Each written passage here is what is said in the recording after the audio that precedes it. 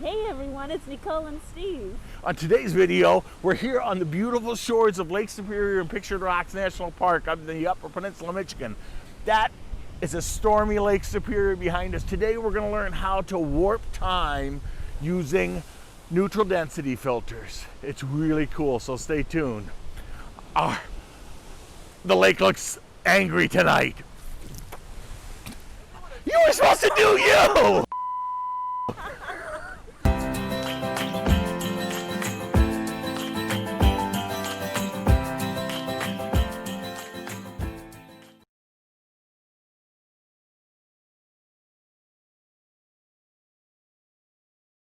This is Lake Superior after about 6 or 8 hours of a north wind blowing. This is Pictured Rocks National Lakeshore. We are about a mile, half a mile to a mile east of Miners Beach, a little hike down the coast here. This is Lake Superior on a stormy day. You can see how this wave action has really sculpted these rocks into some beautiful formations. This is a great situation to play with what I call Dreamweaver filters, which are neutral density filters. Neutral density filters are filters that just take light away from exposure. They usually come in 3-stop and 6-stop variations, they're really great fun to play with and very creative for handling moving water like this, because it allows us to shoot super slow shutter speeds, anywhere from 4 to 15 to even 30 seconds or longer exposures that allow this water to really paint itself, all this motion to paint itself across the viewfinder. Lots of fun. Okay, here we are. Ooh, it just got a little wet here. It's a little stormy out here on Lake Superior. The waves are blowing. This is a great situation to do super slow shutter speeds. So what we're doing, we've got the Haida M10 filter system, and there's a contraption that goes on the front of your lens, and this just goes on and off. It's got a built-in polarizer that you can put on or off. You spin the polarizer, you rotate it by using this little thumb wheel. This just goes on the front of your lens like this.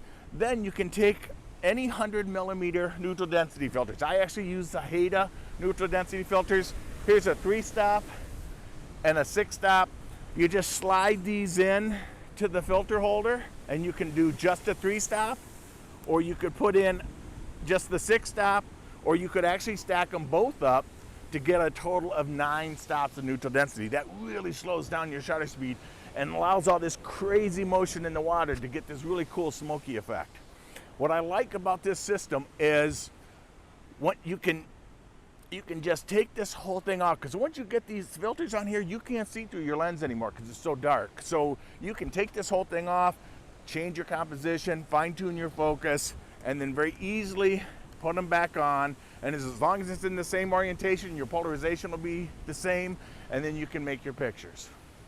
Super fun and easy system. Couple things to set in your exposure, and I'll talk about that next. All right, so now it's time to make our exposure. We've taken the neutral density filters and the polarizer off.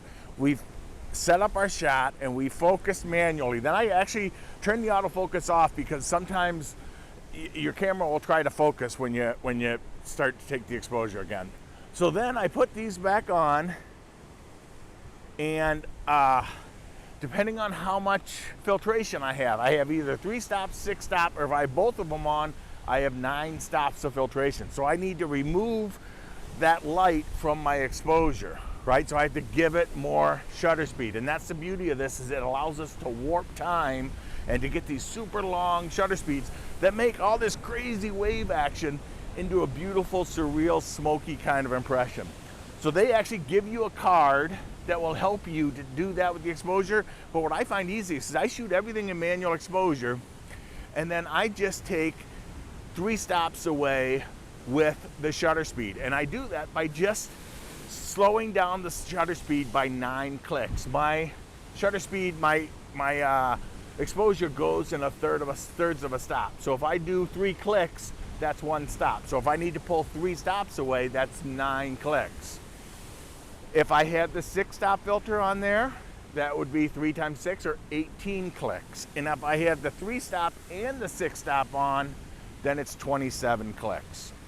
Super easy way to do it. I don't have to do all this math. I can do it really quick in my head. Just turn that knob 27, 18, or 6 clicks. Or 9 clicks, excuse me. All right, so then once we got the shutter speed set up, so then there's a couple other things we need to think about. When you're doing this, sometimes there'll be, oh, we got 2 big giant waves coming in. We might get wet here, people. Sometimes there's going to be light coming from behind us. So since we have these super long exposures, we have to cover up the viewfinder. If your camera has a viewfinder cover, you can do that, or you can just cover it up with your hand. The other thing to be aware of is if you have directional light coming from behind you, this corner of the filter will actually grab that light and pull it down in front and screw up your exposure. So not only do you have to cover this, you also want to cover up this corner, this edge of the filters to stop the light from coming in. You can just use a towel or drape something over it. I just put my hand up there. It works really well. Time to make some pictures. So here's roughly the slowest shutter speed I can shoot without putting an ND filter on. This is a 30th of a second at f14. I could have stopped down a little bit more and got another, stop a light out here and gone down to like a 15th of a second. But, at that point, the water tends to blur more, but not enough to be interesting. I find that kind of shutter speed a little bit distracting. So this is just kind of what a standard shot is going to look like of this situation in this light. So here's what happens when we put an ND filter on. So for this image, I've taken and added a 6-stop, just the single 6-stop neutral density filter, as well as a polarizer. And I like to still use a polarizer because that gets the shine off of the main field of the water and lets that reflection, that reflection of the sky, darkens up the water a little bit. So I still do use a polarizer, and I use it all the way. But then adding the 6-stop neutral density filter, you can see how the dreamlike quality of the water that has happened here. And that's by putting 6 stops of neutral density on there, it's allowed me to get my shutter speed down to 20 seconds. So a much slower shutter speed really kind of lets that water blur out really nice. Interestingly, too, and something that I've never really played with, but look at what it's done to the clouds. Even the clouds are moving pretty fast this day, so the clouds have actually blurred as well. And that's something that I would like to explore a little bit, something you can maybe explore yourself. If we put a 9-stop blur on here and the clouds were really moving, it would blur those clouds even more. So this is with 6 stops of ND filter for this next image. Now I've cropped in a little bit closer. I've gotten rid of that sky, and I've added, in addition to the 6-stop, I've added the 3-stop ND filter to it as well. So by adding by taking it up to 9 stops, I've been able to get a 30-second exposure. I've had to kick up my ISO a little bit, stop down to f22, but this is a 30-second exposure, and it just completely softens that whole situation. It softens that water up really nice and really abstracts it, and I really love that. So that's one of the beauties to having a square filter system, is I can still use my polarizer. That's what I really like about this system, is that I can still have my polarizer on, and I can either put 6 stops on, I can put 3 stops on of neutral density, or I can stack them up and get 9 stops of neutral density to get this really blurred effect. So let's go into some other situations. Here's a few other situations where I like to play with ND filters.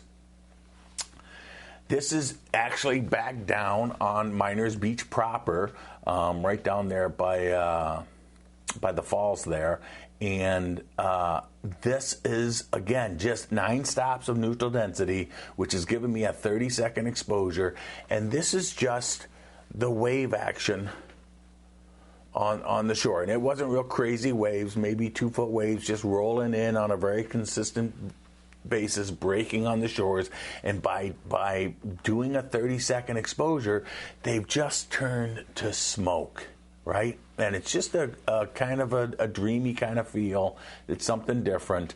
And that water is just all blurred out. I like having that little bit of sand up in the corner that helps to anchor the picture and give it a sense of place, let you know that you're on the shore. But it's just kind of an abstraction. And these are all experiments. You really don't know what's going to happen until you see it. So we just play. This is just play. Okay, and then you can also do this on moving water of rivers and things like that. So here I've just used the 3-stop ND filter, and that's allowed me to drag my shutter down to 6 seconds. And it just takes that milky water to a whole nother level. So it's just something fun to play with. So the next video we have coming up, our next video is going to be our third in our series on handling water. We're going to talk more about waterfalls, shutter speeds, different effects you can do with water.